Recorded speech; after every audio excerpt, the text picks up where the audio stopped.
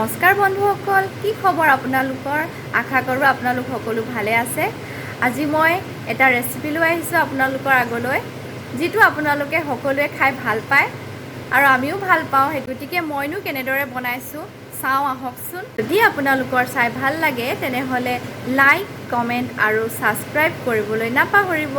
ধন্যবাদ। গাহৰি মাংস বনাবলৈ লৈছোঁ। গাহৰি মাংস বনাবৰ কাৰণে আধা কেজি গাহৰি মাংস বইল কৰি লৈছোঁ, আলু এটা লৈছোঁ আৰু এয়া কচু বাও লৈছোঁ, পিঁয়াজ, আদা নহৰু পিচি লৈছোঁ, কেঁচা জলকীয়া আৰু মান ধনিয়া লৈ লৈছোঁ।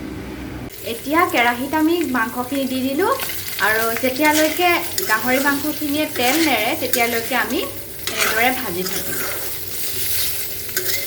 এয়া মাংসখিনিৰ পৰা এতিয়া তেল ওলাই গৈছে। এতিয়া আমি এয়া মছলাখিনি এড কৰি দিম।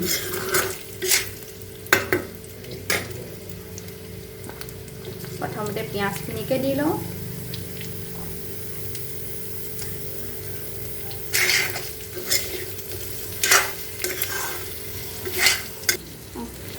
এতিয়া আদা নহৰুখিনি দি দিছোঁ।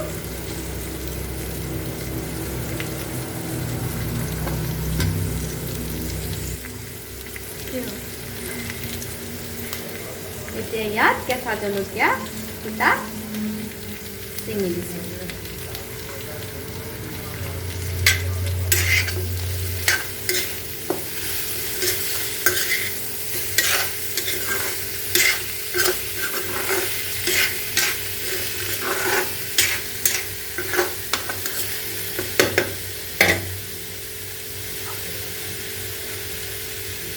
এতিয়া ইয়াতে অকণমান পাঁচফোৰণ,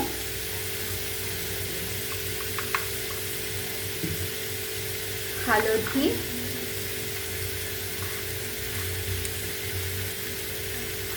ৰেড চিলি পাউডাৰ অলপ দি দিছোঁ।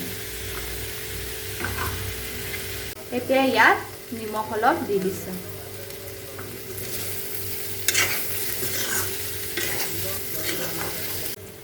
এতিয়া মছলাখিনি ভালদৰে গলি নোযোৱালৈকে ভাজি থাকিম।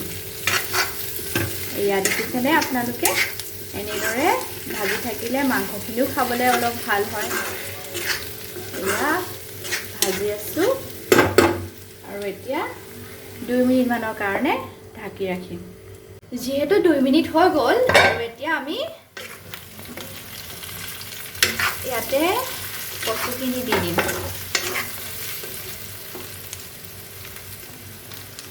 এয়া আমি কচু বাও বুলি কওঁ, সকলোৱে বেলেগ বুলিও কয়। আপোনালোকে কি বুলি কয় বাৰু কমেণ্টত জনাবচোন। এয়া আমি কচুখিনি এতিয়া ভাজি আছোঁ।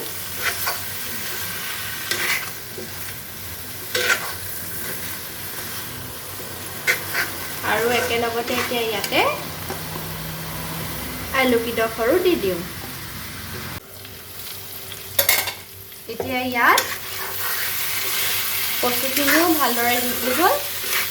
আমি এতিয়া ইয়াতে পানী এড কৰি দিম।